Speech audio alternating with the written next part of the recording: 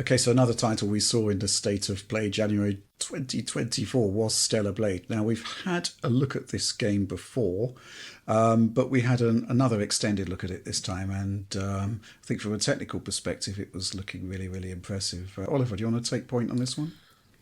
Yeah, I mean, I thought that it looked really, really good. From a rendering perspective, it's Yeah. UE4, and you can pretty much tell from the first frame that it is UE4. Just in the way that the bloom looks and the post processing, and it just has a very UE4 look to it. I think the character rendering looks really good. It's sort of a semi stylized look to it. The animations I think look terrific. It actually reminds me a lot of Near Automata in terms of sort of a kind of open worldish environment. Certainly the style of the characters, the kinds of actions and animations. Also a little bit of Bayonetta, so it's a little bit of a Platinum game style title, I would say, in that respect. It clearly is running at 60 frames per second. That's all strong stuff, and it is a PS5 exclusive. But you do see some screen space artifacts and reflections. You see some specular aliasing. Not a whole lot of evidence of like current gen rendering techniques, but it is a really good looking UE4 title, I think, from what we've seen so far. Yeah, I agree. I really love the look of this game. I think it's very clearly inspired by stuff like Near Automata, but with more accomplished technology behind it. Given that Near is kind of a rough looking game, I would say there's a lot of variety in these shots as well, and like the basic setting of.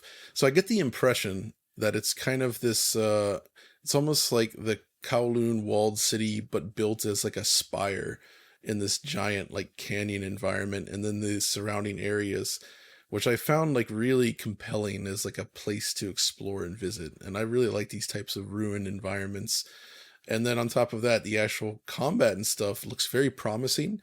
We'll have to wait and see if they can actually pull it off, because that's not easy to get right. And I'm not sure if this studio is actually proven, but given that it is a Sony published game, I'd imagine they've provided additional resources and investment into helping these guys polish it up, right?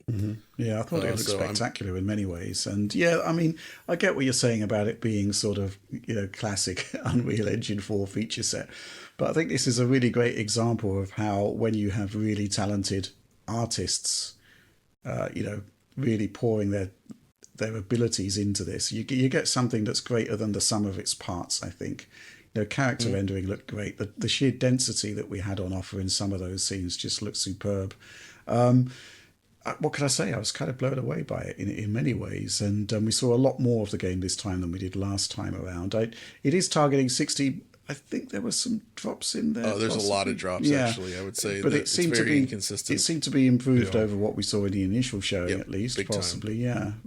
So yeah, I'm really sort of excited by what we're seeing here, and can't wait to see more. Now, this one is coming out not too far along from now, right? Isn't it April, I believe?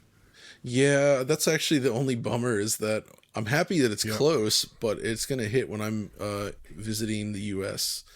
So I'll be on vacation. I really wanted to cover this too, but it looks like Oliver, I'm going to need your help again. Hand the baton over. The baton is in your hands. I do sort of like the way that a global launch for a major title is. It's a bit of a bummer because you're on holiday. They should just wait until you're back. Wow, when you put it that way, I mean, that sort of makes this job sound pretty cool, doesn't it? It's like, yeah, I wish I could do this work. But I'm on vacation, gosh darn it. But hey, at least I can buy the US the American PS5 physical copy of it with the ESRB logo rather than the freaking USK badge of shame. Of course, which we have here in Germany. Brexit has closed the avenue of actually having decent looking box art available. Yeah, I mean, what I've actually been doing, I've started buying most of my games just from Amazon Japan, because with the way the yen is and everything, it's actually often cheaper to just import it. And, I'd rather have that version over the German USK version.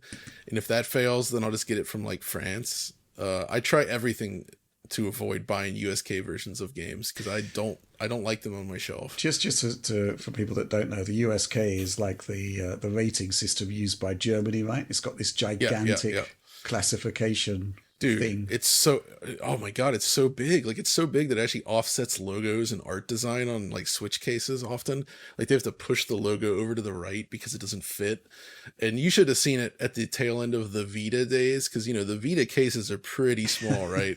And that USK badge, they do not allow it to decrease in size. So basically, like 1/3 of the cover is USK badge, and then they kind of fit the art around it. So it's bad stuff. Any final thoughts on Stellar Blade before we move on? Good. I looking more at the video. I love the hair sim on the character as she's like flipping around doing all these actions. Like, her hair looks really, really well done. Right.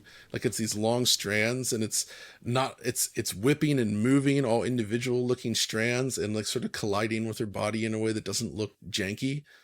And I really appreciate that kind of stuff. And I think it looks cool in motion. Okay. And then last but not least, it has a really good logo. Just gonna say it. That logo at the end, like the way it sort of the sparkly blue powder effect, and then I think I appreciate a good logo, and that's a good logo. A little 80s, but I get what you're saying. Yeah, exactly. It's cool.